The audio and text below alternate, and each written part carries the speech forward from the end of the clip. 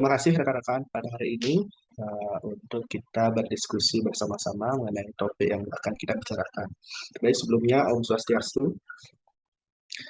Om Baik, Swastiastu. sebelum mengawali diskusi ini, alangkah baiknya kita berdoa terlebih dahulu. Berdoa dimulai. Berdoa selesai. Baik, mungkin untuk sekarang untuk mempersingkat waktu, dimulai dari topik yang pertama yang kita bahas. Baik, silakan untuk share screen terlebih dahulu.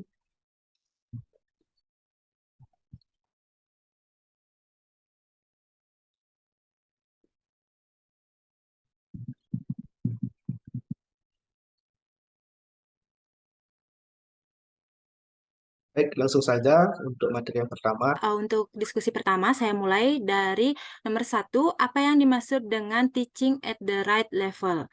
Nah, teaching at the right level ini adalah merupakan proses intervensi yang harus dilakukan guru dengan memberikan masukan pembelajaran yang relevan dan spesifik untuk menjembati perbedaan yang ditemukan dari peserta didik.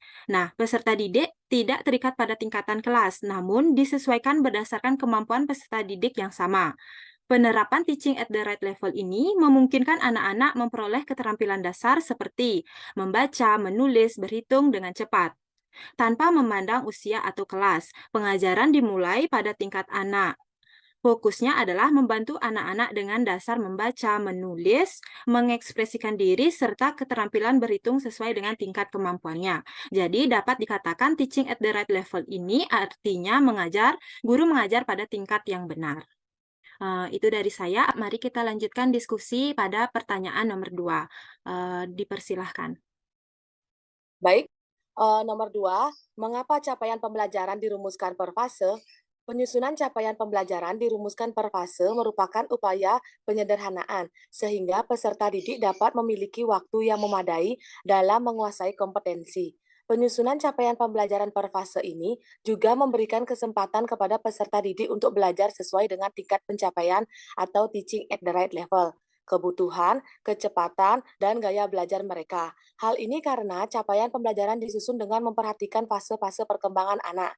Selain itu, penyusunan capaian pembelajaran per fase berguna bagi guru dan satuan pendidikan. Guru dan satuan pendidikan dapat memperoleh keleluasaan dalam menyesuaikan pembelajaran sehingga selaras dengan karakteristik, potensi, serta kebutuhan dari peserta didik.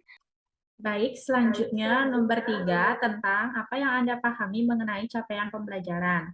Capaian pembelajaran merupakan suatu ungkapan tujuan pendidikan yang merupakan suatu pernyataan tentang apa yang diharapkan, diketahui, dipahami, dan dapat dikerjakan oleh peserta didik setelah menyelesaikan suatu periode pembelajaran. Capaian pembelajaran mencangkup sekumpulan kompetensi dan lingkup materi yang disusun secara komprehensif dalam bentuk narasi. Capaian pembelajaran untuk anak pendidik sekolah dasar atau SD terdiri dari 3 fase, yaitu fase A dimulai dari kelas 1 sampai dengan 2, fase B kelas 3 sampai dengan kelas 4, dan fase C dimulai dari kelas 5 dan kelas 6. Capaian pembelajaran mengandung berbagai sikap pengetahuan dan keterampilan yang penyajiannya dalam bentuk narasi dengan capaian pembelajaran pendidik dapat mengembangkan sepenuhnya alur tujuan pembelajaran dan atau perencanaan pembelajaran. 2. Mengembangkan alur tujuan pembelajaran atau rencana pembelajaran berdasarkan contoh-contoh yang disediakan pemerintah. Capaian pembelajaran bertujuan untuk menyajikan gambaran vertikal tingkat ke tingkat kemajuan pembelajaran tercatat dalam dokumentasi yang sesuai dengan kualifikasinya. Selain itu, CP juga harus sesuai dengan kriteria penilaian bermanfaat untuk menilai apakah hasil belajar sesuai dengan harapan. Telah capai hasil belajar dapat terukur melalui proses penilaian. Oleh karena itu, guru hanya dapat menentukan CP setelah siswa melalui proses belajar dan penilaiannya dapat didemonstrasikan dalam kehidupan nyata. Baik, saya lanjutkan ke nomor 5. Pertanyaannya, apa yang dimaksud menyesuaikan pembelajaran dengan situasi dan lingkungan belajar yang ada? Nah, maksudnya menyesuaikan pembelajaran dengan situasi dan lingkungan belajar, artinya bahwa pembelajaran itu sifatnya fleksibel dengan melihat situasi kondisi lingkungan belajar yang memungkinkan untuk diterapkannya pembelajaran. Pembelajaran tidak bisa hanya berpatokan pada rencana pembelajaran yang sudah disusun, sehingga hendaknya guru bisa dan mampu untuk menyesuaikan dengan kondisi yang ada di lapangan. Baik, terima kasih atas waktunya. Saya akan menyampaikan itu capaian pembelajaran setiap fase. Capaian pembelajaran setiap fase artinya capaian pembelajaran yang dirumuskan setiap fase. Perumusan ini sendiri bertujuan untuk membedakannya dengan kelas karena peserta didik satu kelas yang sama bisa jadi belajar dalam fase pembelajaran yang berbeda.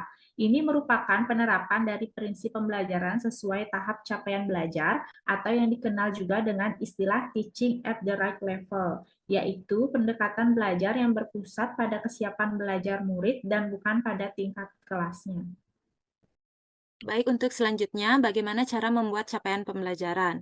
Adapun beberapa cara untuk membuat capaian pembelajaran. Yang pertama, format capaian pembelajaran ditulis dalam bentuk paragraf, sehingga keterkaitan antara pengetahuan, keterampilan, dan kompetensi umum terlihat jelas dan utuh sebagai satu kesatuan yang tidak terpisahkan dalam mempelajari dan menggambarkan apa yang akan dicapai peserta didik di akhir pembelajaran. Dua, capaian pembelajaran merupakan hasil peleburan dari kompetensi inti dan kompetensi dasar. Tiga, capaian pembelajaran dirumuskan dalam bentuk fase-fase yang menyatakan target capaian untuk rentang waktu yang lebih panjang, namun bukan per tahun. Kemudian, dalam dokumen capaian pembelajaran terdapat 4 komponen, diantaranya pertama, rasional mata pelajaran, tujuan mata pelajaran, karakteristik mata pelajaran, dan capaian pembelajaran setiap fase. Itu saja dari saya mengenai tentang pertanyaan dari nomor 8. Cara menggunakan capaian pembelajaran dengan prinsip pembelajaran disesuaikan tingkat pencapaian siswa atau kebutuhan, kecepatan, dan gaya belajar sesuai dengan fase perkembangan anak. Yang pertama itu ciptakan lingkungan yang penuh perhatian, saling peduli, terbuka, dan nyaman untuk belajar. Yang kedua itu tumbuhkan hubungan yang positif dan konsisten dengan anak-anak lain dan orang dewasa atau dalam jumlah yang terbatas. Yang ketiga itu ciptakan kebiasaan yang saling menghargai dalam ruang kelas sehingga anak yang juga belajar untuk menghormati dan memahami perbedaan-perbedaan yang ada dan mampu menghargai kelebihan-kelebihan tiap orang. Baik, terima kasih untuk pertemuan hari ini. Kita cukupkan saja. Saya akhiri dengan Parama Santi. Om Santi Santi Santi. Om Santi Santi.